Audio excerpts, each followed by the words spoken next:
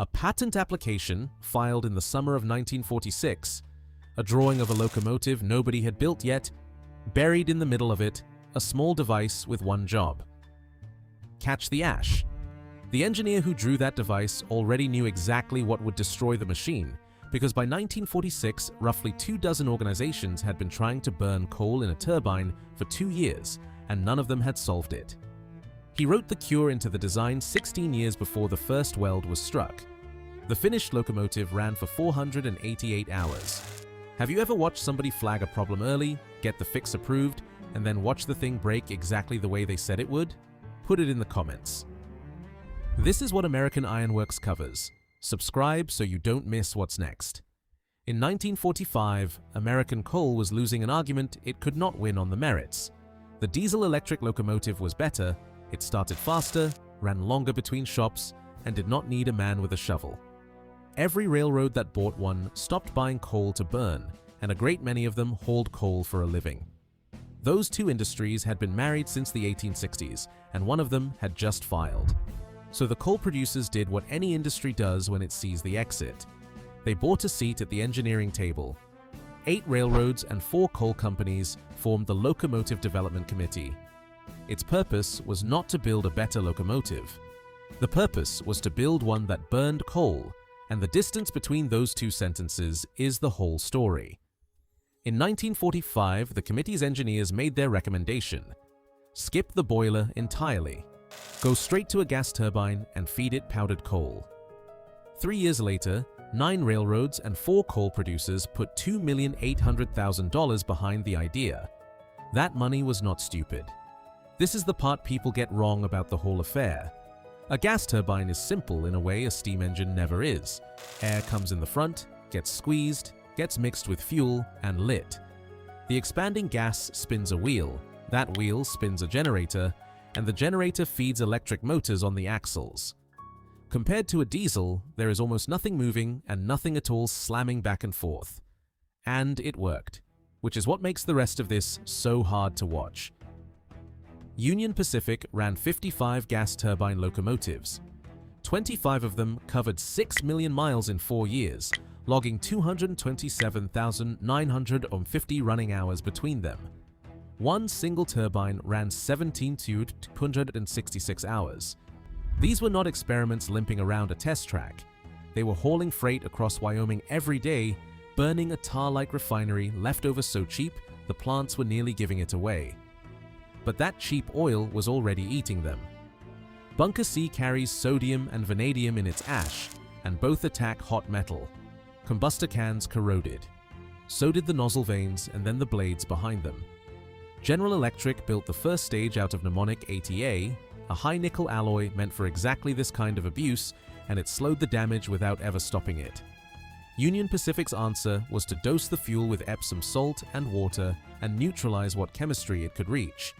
All of that effort bought roughly 4,000 to 5,000 hours between overhauls on a machine the railroad expected to run for decades.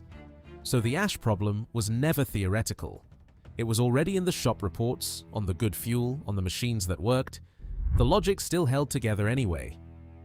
Turbines work. Coal is cheaper than oil.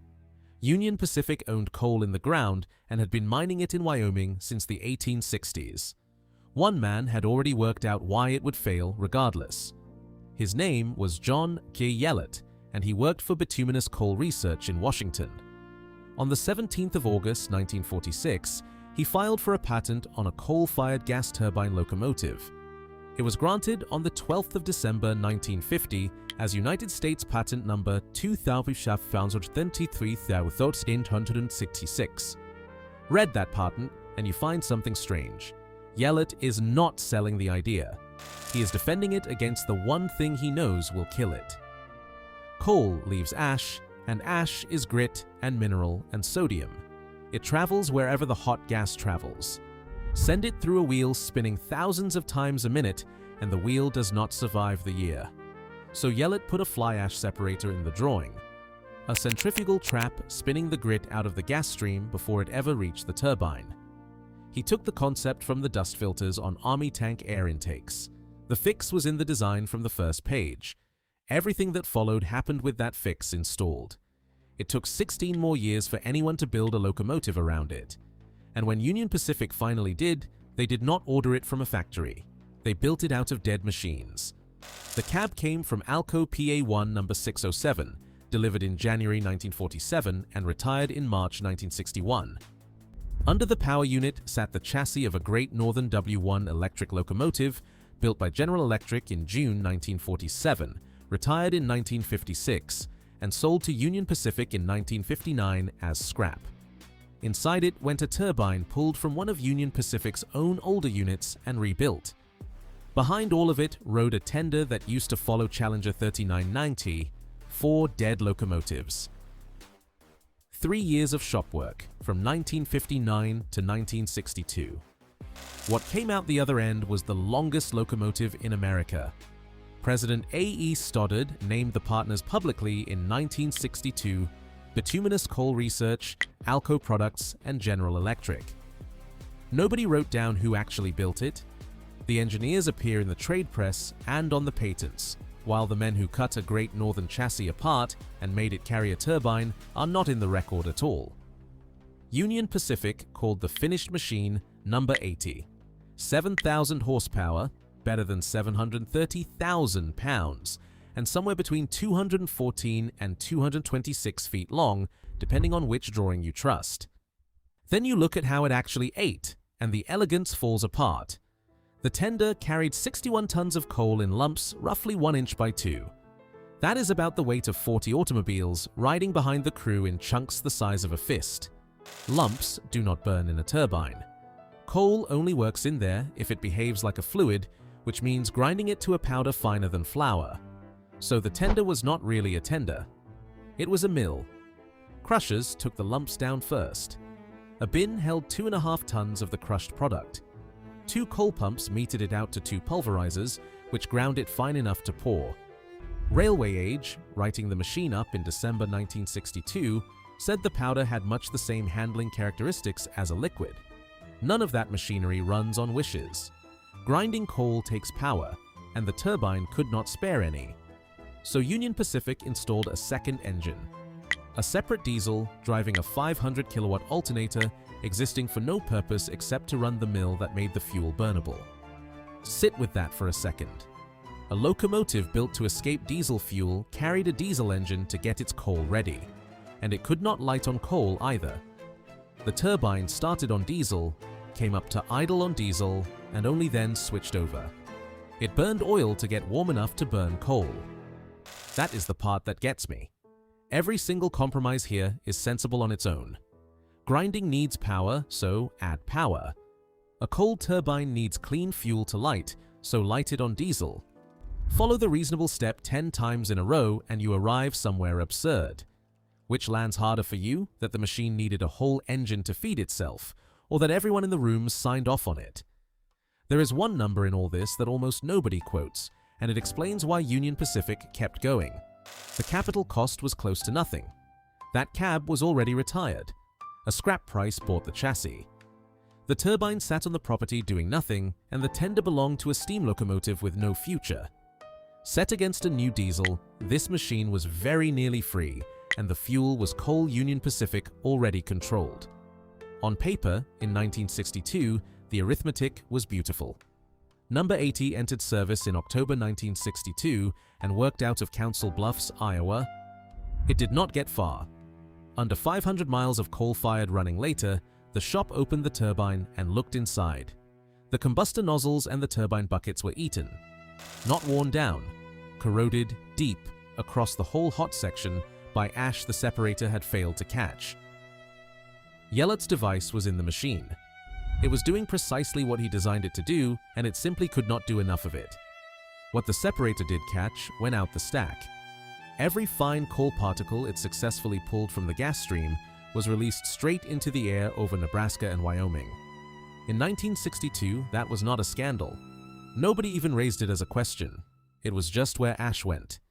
Here is what makes this a tragedy instead of a mistake. That same turbine, in its previous life, had been part of the fleet that ran 6 million miles. The hardware was proven and the engineering was sound. Change one variable, the fuel, and it managed 488 hours. Union Pacific renumbered it 8080 to clear the road numbers for new diesels. The last run came on the 12th of May 1964, roughly 20 months after it started. How far it went in total is still argued. The roster records say under 10,000 miles. A recent published account puts it at 21,148. Both agree on the part that matters, which is that fewer than 500 of those miles were on coal. It sat at Council Bluffs for years afterward. On the 15th of March 1968, Union Pacific struck it from the roster. The cab unit went to electromotive, and everything else was cut up.